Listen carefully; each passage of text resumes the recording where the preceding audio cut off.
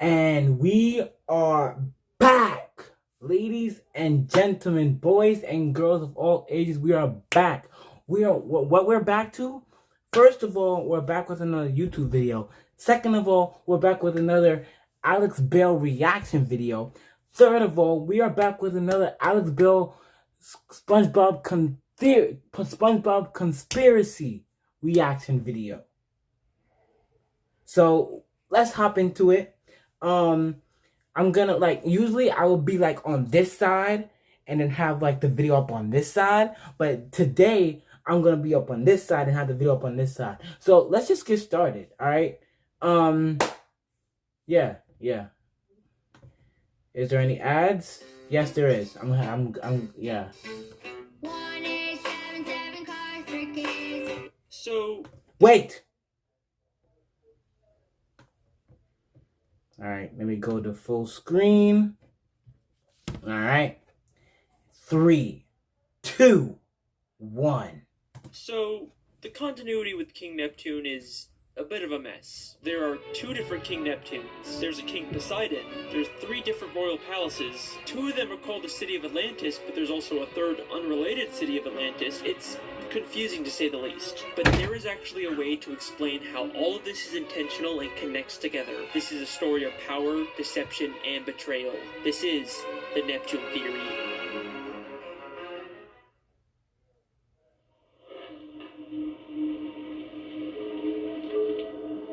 That was probably nothing.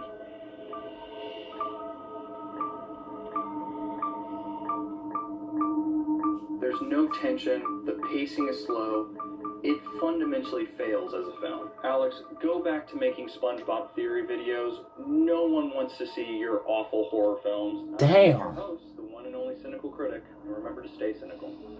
See you later. Why you do Alex like that?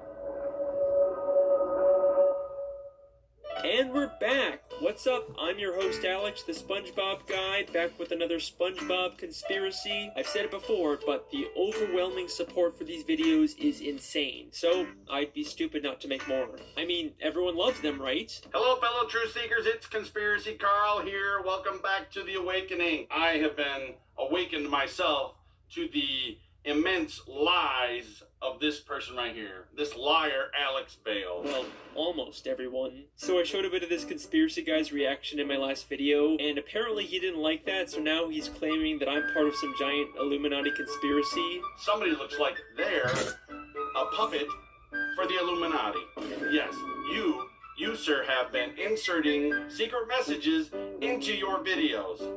Evil lurks there, people. It's honestly really funny. You should check them out. Anyways, let's get into the theory. Okay. Is what I would say if I wasn't sponsored. Hey, Alex, how do I make a cool YouTube film video like you? Well, it's easy. You just gotta learn to edit, record dialogue, write a script, use camera and lights, learn Photoshop and VFX. Oh, how the heck am I gonna learn to do all that?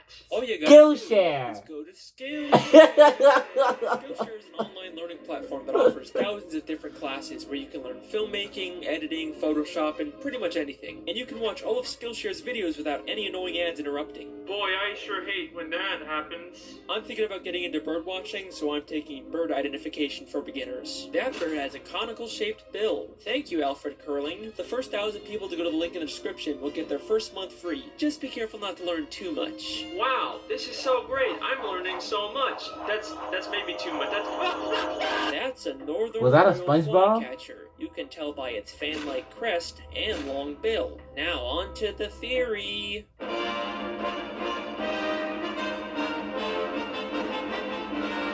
King Neptune is the ruler of the 7 seas and the Roman god of the ocean. If you watch my evolution theory, you know there's also a good chance he's the reason why fish in Bikini Bottom are so evolved and able to talk. He lives in the city of Atlantis with his wife Queen Amphitrite and his son Triton. But in the first SpongeBob movie, he's replaced by a completely different King Neptune who has a completely different daughter named Mindy. These guys don't look or sound at all the same, so how can they both exist in this universe? Well, there's already an interesting theory out there about this. It's widely believed that the SpongeBob SpongeBob movie takes place in the future after the events of the show, so widely believed that I got hundreds of comments about it in my Mrs. Puff theory. Yep, I know guys, I heard what you said. The creator of SpongeBob, Steven Hillenburg, said he wanted to end the series with the movie, and it being canonically at the end of the SpongeBob timeline would explain why we never see the Krusty Krab 2, or any of the other characters from the movie in the later SpongeBob episodes. And some people believe that the reason why movie Neptune is so different is because he's actually Neptune's son, Triton, all grown up. And that's a pretty cool theory, but I don't buy it. Other than Triton looking nothing like movie Neptune, I've never actually believed that the SpongeBob movie takes place in the future. Despite there being many people who commented about it on my Mrs. Puff theory as if it was a proven fact, there's never actually been any official confirmation of it. Steven Hillenburg only said that he wanted to stop making SpongeBob after the movie. He never said anything about where the movie actually takes place in the timeline of the show. And we do actually briefly see Neptune's daughter Mindy show up later in the show in SpongeBob's Big Birthday Blowout. There's no way she'd be there unless the show took place after the events of the movie. I think what's actually going on here with Neptune is something much more interesting, and it ties directly in with the television theory. If you haven't seen that video, it basically proves that the entire show, SpongeBob SquarePants, is actually a nature documentary being filmed by scuba divers, and many of the elements we see throughout the series are secretly set up by the showrunners to make sure that the show is more entertaining and profitable. And this applies to the SpongeBob movie as well. There's promotional art and even a commercial that acknowledges the fact that it's just a movie being filmed. Hello? SpongeBob, what kind of jellyfish is that? Hey guys, it's Carlos from the Zone. Tell us about your latest adventure. Well, this one adventure we had was a real Lulu. You mean when we went after Neptune's crown? It seemed bigger than our usual adventures. Yes, and with fewer interruptions. Well, thanks guys. We'll see you in the movie. Movie? What's that? I know. I think the real reason why Neptune looks so different in the movie is because the filmmakers couldn't get the real King Neptune, the literal god of the sea, to show up for a movie. So they hired an actor to pretend to be the king. And there is actually a ton of evidence in the show to support this. King Neptune is supposed to live in the great city of Atlantis, but in the movie he just lives in some random sandcastle, almost like they just built a discount version for the movie. But the real evidence comes from Season 10, Episode 18, Lost and Found, where SpongeBob goes beneath the Krusty Krab to look for something in the Lost and Found. As he searches through this surprisingly massive collection of items, on one of the shelves we see something mind-blowing. The crown worn by King Neptune in the SpongeBob movie. The entire plot of the movie hinges on the fact that Neptune thinks Mr. Krabs stole his crown. Why would Mr. Krabs have this now? Because this isn't just the Krusty Krabs Lost and Found. It's also where they store the props used by the SpongeBob SquarePants filmmakers to create the SpongeBob movie. If you remember from my television theory, Mr. Krabs is secretly working for the showrunners to spy on all the main characters. And his secret surveillance room was hidden beneath the Krusty Krab, just like this Lost and Found. So it makes perfect sense for the showrunners to hide their props down here. And if you still don't believe me, we also see SpongeBob's guitar, the Goofy Goober peanut hats, and the magical bag of wind. All items from the movie that would make no sense being down here unless this was the showrunner's prop storage, and the movie King Neptune was just an actor. Well, that's one Neptune down. Now for the real mystery, King Poseidon. We have an ad now. Hold up!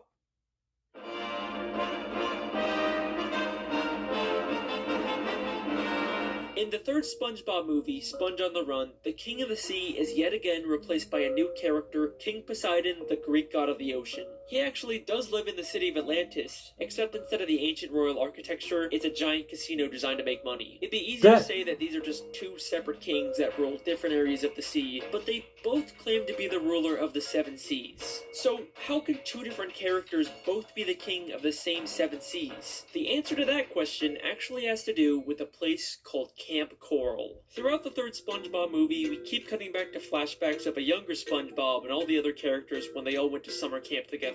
This was all to set up a spin-off show called Camp Coral that followed these younger characters. Now at first, I just wrote the show off as SpongeBob following the trend of making all their characters younger to appeal to a younger demographic. It's been done before and it's never very good. They also completely contradict the continuity of the main show by having characters like Sandy and SpongeBob meet as kids when we know they actually met as adults in the main show. Look, I am having a hard enough time figuring out this show's continuity on its own. I do not need another show full of contradictions to make it even harder. But the creators actually did something very clever to make the continuity work. The 7th episode of Camp Coral ends with one of the biggest plot twists I've ever seen from the show. So in this episode, SpongeBob actually discovers the Krabby Patty secret formula way before it was supposed to be created by Mr. Krabs. But at the end of the episode, it gets accidentally destroyed by Sandy, and then we get this mind-blowing scene.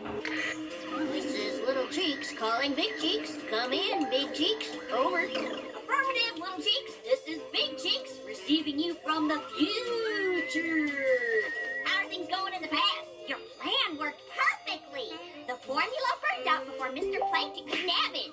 Now it can be safely rediscovered in the future. I knew sending you to Camp Coral was the right thing to do. Over and out. Bye, future me. Ha. Mission accomplished, timeline preserved. Now everything can continue just the way it's always been. So Sandy used time travel to send her past self to Camp Coral so that she could make sure the Krabby Patty formula didn't get discovered before it was supposed to. They actually figured out a way to make this messed up continuity make sense. Don't you dare tell me this show doesn't care about its continuity. Can I also just say that this scene lines up perfectly with my television theory? A major part of that theory is that Sandy is actually a spy working for the showrunners and is secretly making sure everything stays on track. And then what do we see a month after I post my theory? Sandy secretly manipulating everyone to keep the show on track. Just gonna give myself a little pat on the back there. But enough gloating. What does any of this have to do with King Poseidon? Well, this proves that Camp Coral and the movie that sets it up are in an alternate timeline. The events that have taken place in the show are not the same events in this movie. The continuity errors like Sandy and SpongeBob meeting, or Poseidon being the king of the sea instead of Neptune, can be explained by this shift in the timeline. So there you go. King Poseidon and King Neptune are from completely separate timelines. That's why we never see any reference to King Poseidon in the show. And that is the Neptune theory. Huh. I mean, that wasn't so hard. I guess I'm done here. Neptune stirred up quite a gale tonight. He must be mad about something. That's silly. Everyone knows Poseidon is ruler of the undersea. Everyone knows Poseidon is ruler of the undersea. Why can anything ever be easy?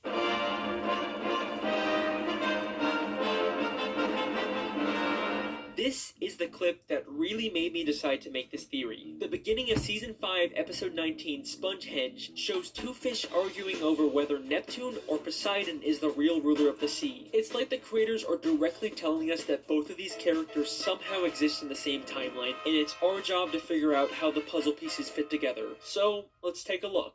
Despite both of these characters having similar appearances and personalities, there is one very important difference between them. Poseidon doesn't have powers. We've seen many times that King Neptune has magical abilities that he can use at any time, even without his trident. But in the entire third SpongeBob movie, we never see Poseidon use any powers or magical abilities, except for lighting up his trident, but all he has to do for that is just flip a switch. And we know from the episode Trident Trouble that you don't even need to be a god to use the trident. And at the end of the third movie, we find out Poseidon is actually in terrible shape. If you remember at the end of the episode Neptune's Spatula, Neptune briefly turned SpongeBob into a god, and we can see that having god powers gives you a perfect body. So why is Poseidon in such terrible shape? Because he doesn't actually have powers. Only Neptune does. Even Neptune's wife, Queen Amphitrite, has to use technology to zap someone, unlike Neptune, who only has to use his finger in the exact same episode. He is clearly the only one with powers, but why? To answer this question, we first have to understand the origins of King Neptune. Now, throughout the show, there is very little information on Neptune's past. I read the Wikipedia, I looked through the comic books, the video games, but I just couldn't find anything that would help me. But then I remembered there are SpongeBob shorts, which are like mini episodes that only air once, usually to promote something. So I started looking to see if there were any that could help us, and lo and behold, there is a SpongeBob short called The Story of King Neptune. Huh. Yeah, I guess that could be helpful. This short is about SpongeBob telling Patrick the origins of King Neptune, but it's not entirely clear whether it's true. The story of King Neptune. When King Neptune was a little Neptune, his mother set him adrift in a river. As he floated along, a radioactive meteor fell to Earth. An alien appeared and anointed the infant with super Neptune fluid. Is that really the origin of King Neptune? Sure. So King Neptune was abandoned as a baby and then given his powers by aliens. But SpongeBob is holding an upside-down comic book, so it feels a lot like something he just made up. And SpongeBob is not the most reliable narrator. Unless there's something in the story that we can definitively prove, I don't think we can use it for a theory. Like, do you really expect me to believe that Neptune got his powers from aliens? I mean, we've never even seen aliens in the show before. Except, we have. And they just so happen to also live in a city called Atlantis. See? New intelligent 4x4. This ad, yo. It can help get And I can't even skip it. Now we got another one. I don't care. Oh wait, no, this is Genshin Impact. Never mind. That game's pretty lit. Kind of, a little bit. I played it a few times. Alright, back to the video. Season 5, Episode 12, Atlantis Square Pantis, we see another completely different Atlantis, the lost city of Atlantis, a city that's home to a race of aliens. The Atlantean aliens traveled billions of light years to come to this planet and build their city. For reasons unknown, this great city disappeared one day, but no ruins were ever found. All the inventions you take for granted were given to us by the Atlanteans. They were a peaceful race of aliens who shared their technology, but then mysteriously disappeared for some reason. And take a guess what we find when we look inside of that city. A massive sculpture of King Neptune. That story about aliens giving Neptune his powers doesn't sound so far-fetched now, does it? And that's not all we find. Neptune's Ascension, the only surviving painting from the great lost city of Atlantis. A painting created by the Atlanteans called Neptune's Ascension, aka Neptune ascending to his god status by being given powers by the Atlantean aliens. The story is definitely referencing this. There are too many connections for this to be a coincidence. So even though it's being told by SpongeBob, and details like the aliens' appearance are wrong, the story itself is probably based on truth. And there's also a lot of evidence to support the idea that Neptune was abandoned as a baby. In Clash of Triton, Neptune is watching a soap opera in his bedroom and gets upset when his wife turns it off. Oh, Neptune, surely this isn't the behavior befitting a king, doing nothing but watching daytime television.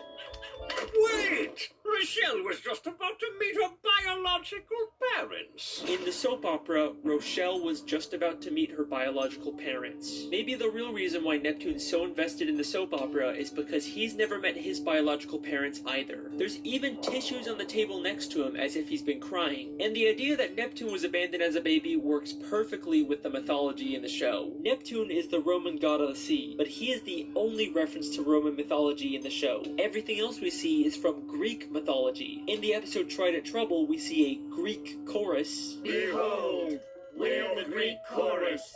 We narrate this epic tale. Neptune once mentioned Zeus, the Greek god of thunder. So I say, look, Zeus, either you come up with more money, or Neptune walks. He also mentions Apollo, the Greek god of the sun. Now behold, my beloved home of Atlantis, a prize worthy of Apollo. Even in the city of Atlantis where Neptune lives, there's a building named the Poseidon, clearly named after Poseidon. So Neptune is clearly the outsider here, which is why he was abandoned as a baby. But if the sea is actually ruled by Greek mythology, then Poseidon should be the true heir to the throne. Why is Neptune the king in the show? Because after Neptune was given his god powers by aliens, he returned to Atlantis and stole the throne from Poseidon. This would explain why there's so much confusion over who the real king is. Neptune stirred up quite a gale tonight. Everyone knows Poseidon is ruler of the undersea. Legally, Poseidon should be the king, but Neptune took it by force. And that's not all he took from Poseidon. Neptune's wife, Queen Amphitrite, is the goddess of the sea. The Greek goddess of the sea, aka the wife of Poseidon. God damn. Damn. He stole his wife and his throne. That is cold. And That's eventually, tough. Everyone did recognize Neptune as the rightful king. The pink fish who seemed adamant about Poseidon being the king completely changes her mind one season later in Clash of Triton. Oh, wait a minute, King Neptune is coming here? Oh, I'm a huge fan of the royal family. I just love everything they do. And that is the real story of King Neptune. The reason why Poseidon is king in the third movie is probably because in that timeline, Neptune was never given his god powers, so he never stole the throne from Poseidon. Although, seeing as how Poseidon turned Atlantis into a big casino cash grab city, maybe it's a good thing Neptune took over. The lost city of Atlantic City. And that is the Neptune theory. That was a tough one, but we are finally done. See you next time, guys. Wait, why is Poseidon City called the Lost City of Atlantic City? The lost city of Atlantic City. I mean, the Atlantic City Park makes sense. That's a reference The to Lost the real City life of Atlantic City. But why is it called the Lost City? There is nothing lost about this city. It seems like everyone's easily able to find it. The only other reference to a lost city of Atlantis is the one with the aliens that gave Neptune his powers. Nope, I don't care. I'm done with this theory. I don't need to answer every single little question. I am 100% done. No, he's not.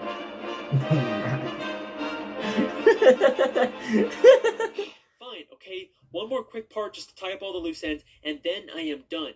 Alright, here we go. So we know before the Atlantean aliens mysteriously disappeared, they shared their technology with the creatures of the sea. I think the self-proclaimed gods of the sea got their technology, like tridents and their other weapons, from the Atlantean aliens. In fact, the Atlantean guards even use golden tridents as their weapons. That's why the gods named their city Atlantis, to pay tribute to the Atlanteans that gave them their technology. But all of that changed when Poseidon became king of the sea. He betrayed the Atlanteans and used their own weapons against them to conquer their home and turn it into a casino city. That's why Poseidon City is called the Lost City, even though it's not lost. It's referencing the Atlantean city that was conquered by Poseidon. And the reason why the Atlanteans gave god powers to some random abandoned baby in the main timeline was so that Neptune could take the throne from Poseidon and prevent him from conquering the alien city. And the reason why the Atlantean city mysteriously disappeared was because they hid it so no one could ever try and conquer them again. And that is the Neptune theory. I am done. Okay, that's another one done. Thank you so much for watching. I've been your host, Alex. We've got more on the way. I'll see you next time. Hey, listen, that theory was awesome. You know, I don't know how you keep coming up with these, but I mean, they're great.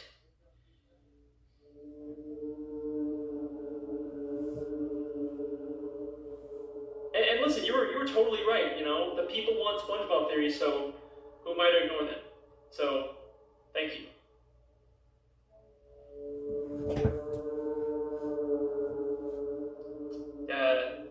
Hello? Got the meat for you. Alright, listen, if we're gonna work on this, then we need to work on our communication skills, because this creepy quiet act, it's getting old.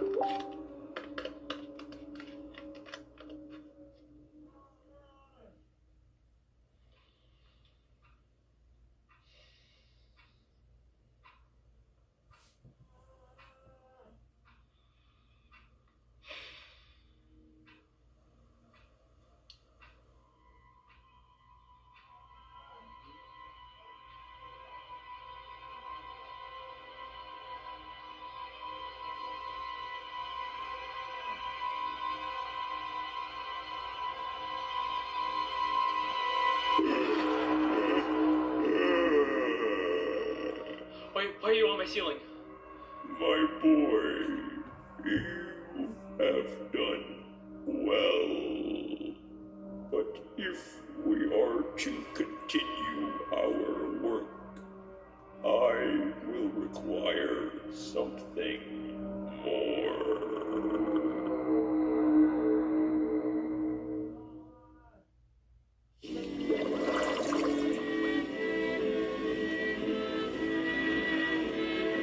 Okay.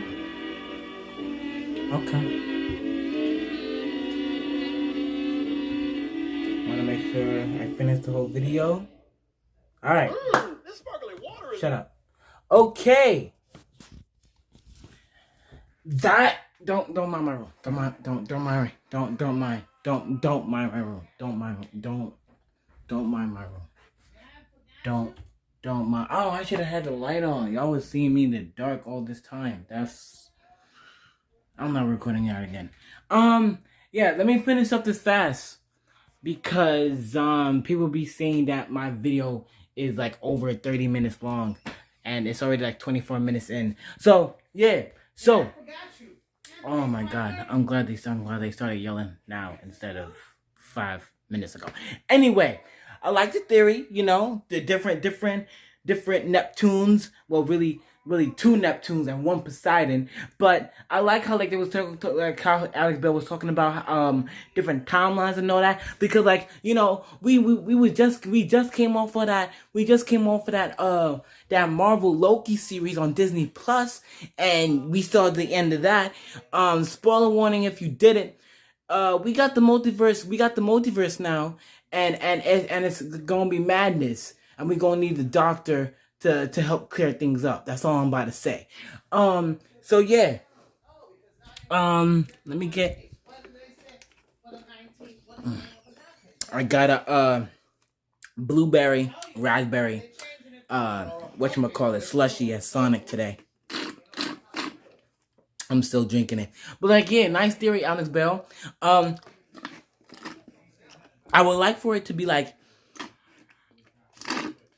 where we find out who is the guy that's in the dark.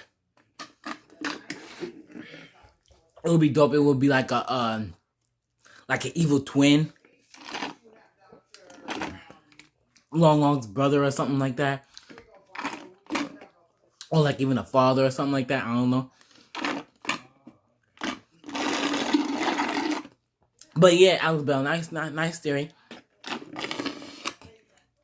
I was about to record this when it dropped at 4:30, but my phone had a charge, and plus I had to write a song for my boy XX hit for his album. So yeah, that's pretty much about it. I'm about to go and edit this, and yeah, nice story, Alex Bell. Can't wait for number 6. Can't wait for number 7, 8, 9, and 10. So yeah. Also, Why Parents Do This, part 8 and 9 is coming out later this week. So make sure y'all stay tuned for that. And yeah, wait, hold up. I said, yeah, 8 and 9, because I already posted stuff. Right. So 8 and 9 is posting later this week. This video about to be posted today, the same day that he did his. Alex Bell, I would just love. You might not see this. You may see this. I don't know if you will. I don't know if you won't. But if you do see this, can I please get like a small mention, like a small mention on your YouTube channel? I don't usually self-promote. I'm not really up on that. I don't want to do this on this channel. I don't want to do that on this channel. But it's not self-promoting me. If you are I don't mind people self-promoting me on their channel. You know? But like me self-promoting myself on my own channel, I don't want to do that on this channel. But anyway, I'm out because it's really like 28 minutes, and I want to be done before 30 minutes, because like every single video, unless Alex Bell posts like a 30-minute long video, every single video on this channel is gonna be under 30 minutes long. So unless I do like a live stream, but I don't know if I'm gonna do a live stream up on this channel. Anywho's, I'm out.